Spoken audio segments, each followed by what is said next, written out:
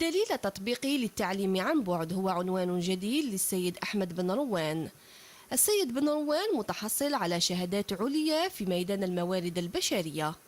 حاليا يشغل منصب أستاذ بجامعة مينيسوتا بالولايات المتحدة الأمريكية.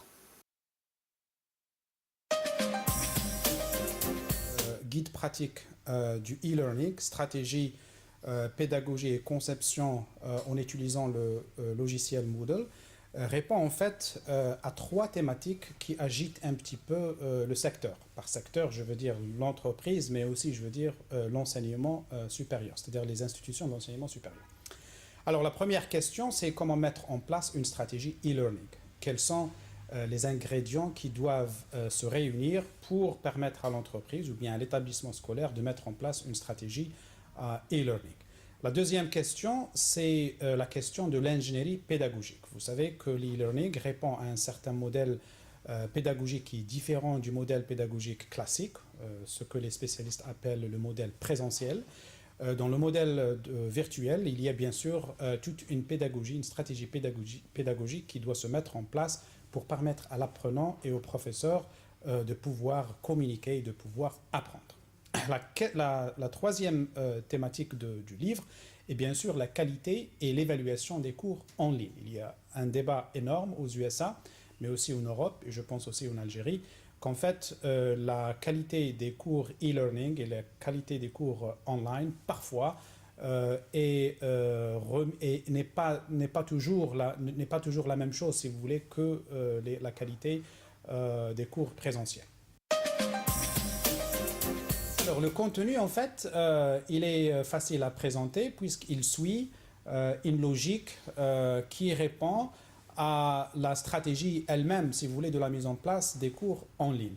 Alors, il y a une partie qui porte sur le cadre conceptuel du concept e-learning, l'évolution, les définitions, le cadre pédagogique, le débat, la qualité, un petit peu les sondages, etc., etc.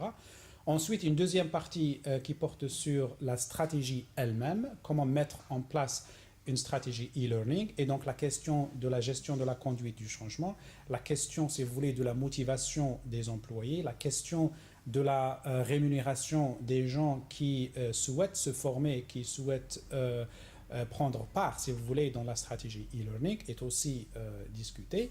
Et ensuite, vous avez un autre chapitre qui évoque la question de l'évaluation pédagogique, comment évaluer un cours en ligne, quels sont les principes, quelles sont les méthodes et quels sont les outils.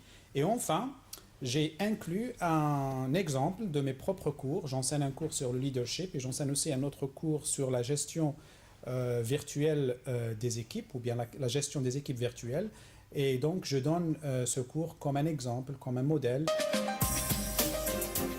Alors, le public que ce livre cible est le suivant. Vous avez premièrement les enseignants au niveau de l'université, mais aussi au niveau de tout établissement de formation. Ensuite, vous avez les chefs d'entreprise et les directeurs de ressources humaines et les formateurs au niveau de l'entreprise. Ces gens-là qui sont concernés par la conception et la mise en place de stratégies e-learning au niveau de l'entreprise. D'écrire un livre, bien de publier un projet qui porte sur la question, si vous voulez, de la gestion des réseaux sociaux. Comme vous le savez, la question des réseaux sociaux aux USA, mais aussi en Europe et en Algérie, est très importante. Vous le savez déjà que plusieurs salariés, que plusieurs employés utilisent les réseaux sociaux au sein de l'entreprise pour soit apprendre, soit développer des compétences, soit communiquer avec leurs partenaires. Et donc la question qui se pose pour moi, ou du moins sur le plan théorique, comment utiliser ce moyen de communication pour valoriser le capital humain, mais aussi pour permettre à l'entreprise de communiquer, si vous voulez, avec son monde extérieur.